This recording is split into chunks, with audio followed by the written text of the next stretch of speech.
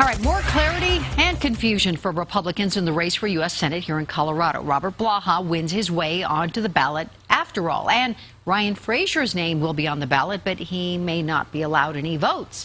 Denver 7 political reporter Marshall Zelinger is in our newsroom. And Marshall, how is all of this even supposed to work? Well, since Colorado needs to mail the ballot to military voters overseas by May 14th, the ballot has to be printed. So in a compromise, Ryan Frazier's name will appear on the ballot even though he still isn't officially a candidate. Here's what Republican voters will see when they get their mail-in ballot. Darrell Glenn will be the first name. Then, through a random draw, Ryan Frazier appears second, followed by Blaha, who officially made the ballot today. Then Jack Graham and John Kaiser, who also went to court to get on the ballot.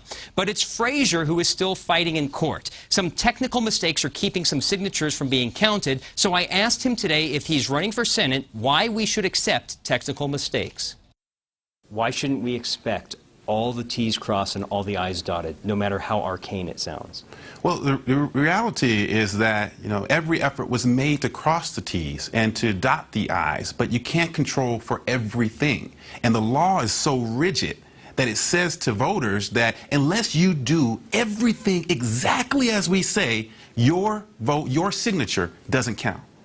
So the Secretary of State has allowed him on the ballot for now, but it's a judge who will ultimately decide if his name counts. Well, I spoke with Secretary of State Wayne Williams this afternoon about yesterday when he was called incompetent by Robert Blaha, who called for his resignation over not counting signatures.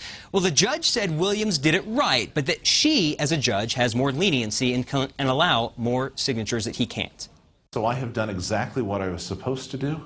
I followed the law. We've applied it equally for all candidates, regardless of party. So it's disturbing that someone would want the law broken for them. Back to Ryan Frazier. If he is not certified, he will announce he's no longer a candidate and any votes for him will not count. But again, a judge must decide first. Reporting live, Marshall Zelinger, Denver 7. Love the drama. Thank you, Marshall. Jack Graham, by the way, was the first Republican Senate candidate to have his petition certified for the ballot by the Secretary of State's office. And Graham joins me and Marshall for Politics Unplugged this Sunday at 4, right here on Denver 7.